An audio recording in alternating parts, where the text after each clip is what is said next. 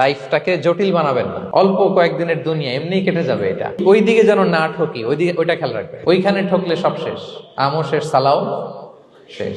ওইখানে যেন ঠকে না যায়, এটা খেয়াল রাখতে হবে। তাহলে প্রথম ফ্যাক্টর হচ্ছে সুখী সমৃদ্ধ জীবনের will make our life simple. Simplicity is the কি টু হ্যাপিনেস। আপনি লাইফটাকে সিম্পল করবেন, আপনি হ্যাপি হবেন। রাসূল সাল্লাল্লাহু আলাইহি ওয়াসাল্লামের জীবনের দিকে যদি তাকান, দেখবেন তিনি তাই করেছেন। সুবহানাল্লাহ। সহিহ মুসলিমের একটা হাদিস শোনাই আপনাদেরকে। আম্মা জান আয়েশা রাদিয়াল্লাহু তাআলা আনহা বর্ণনা করেন। তিনি বলেন, একদিন সকালবেলা রাসূল সাল্লাল্লাহু আলাইহি ওয়াসাল্লাম আমার বাসায় আসলেন। ফজর নামাজ পড়ে এসে বলতেছে, আয়েশা ফজর নামাজ পড়ে আসছি, ব্রেকফাস্ট করার মতো কিছু আছে ঘরে? ইয়া রাসূলুল্লাহ, কিছু নাই। নাই?